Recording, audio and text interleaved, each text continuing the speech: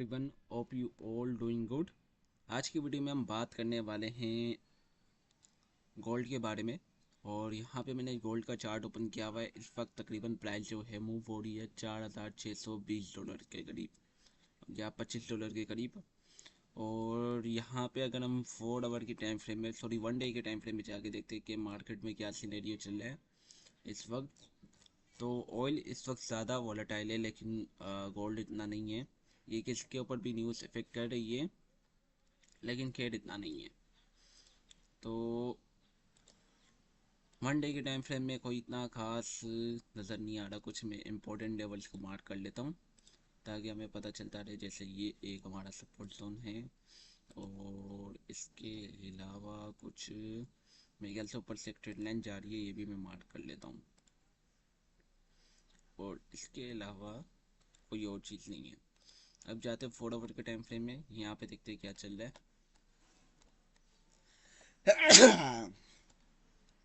तो यहाँ पे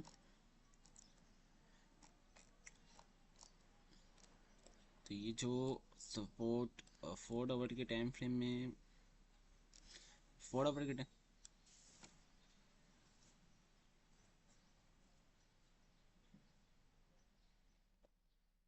4 आवर के टाइम फ्रेम में भी मुझे कुछ इतना नज़र नहीं आ रहा। ये है कि सिंपल जो है मार्केट फ्लो गाड़ी है ऊपर नीचे, और ऐसे कोई पैटर्न नहीं बन रहा खास जो मैं आप लोगों को बताऊं।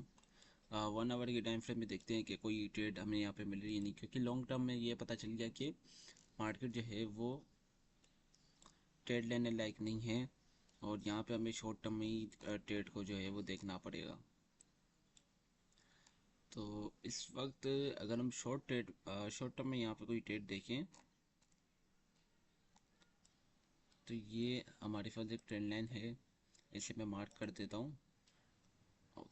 ओके, नाउ सबर से थोड़ा सी करेक्शन करेंगे।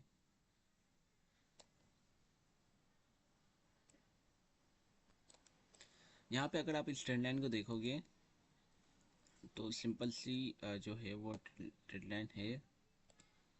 यहाँ से 1 आवर के टाइम फ्रेम में हमारे पास एक ट्रेंड लाइन बन रही है, जिसमें मार्केट ने नीचे ये हो गया हमारा ट्रिपल बॉटम, और यहाँ से फिर से ब्रेक किया और यहाँ से इसे रिट्रेस करी है। तो ऑब्वियसली अगर मार्केट जो है वो इस रेजिस्टेंस को ब्रेक करती है, ये वाली रेजिस्टेंस, तो हम यहाँ पे बाई की ट्रेड ले सकते हैं। बाई की ट्रेड लेंगे, स्टॉप लॉस क्या होगा इस ट्रेंड लाइन तक या इस ट्रेंड लाइन से नीचे। और जो हमारा 1:2 जो रिवार्ड और रेशो होगा वो क्या होगा, 1:3 का होगा सिंपल।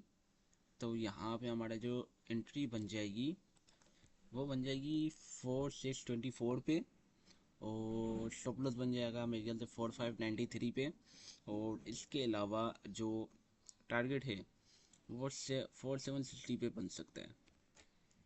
तो ये जो पूरी ट्रेड का जो मैं सिनेरियो आपको बता रहा हूँ, ये तब एक्टिव होगा जब ये जो पीछे जो माइनस रेजिस्टेंस है जो रिटेस्ट करवा रही है, अगर मार्केट से ब्रेक करे तो हमें पता चलेगा कि हाँ बायर्स जो है वो एंटर हो चुके हैं। क्योंकि अगर हम यहाँ पे रिटेस्ट पे देखें तो कोई ऐसी डिजेक्शन नहीं देखने के लिए मिली है।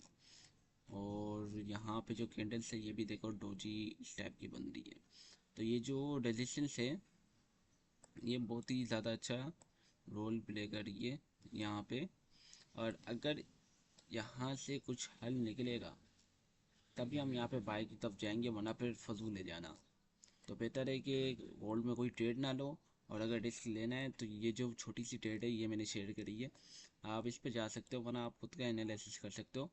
और जब तक मार्केट जो है ये जो मेन 2 पॉइंट्स है ना, ये हमारी सपोर्ट जोन सही है, और ये हमारी रेजिस्टेंस जोन जो हमारी ट्रेंड लाइन बन रही है, यहाँ पे अगर मार्केट जाए इन दोनों जोन्स पे तो हमारी एक बड़ी ट्रेड एक्टिव हो सकती है, और वो बहुत एक्टिव ट्रेड होगी।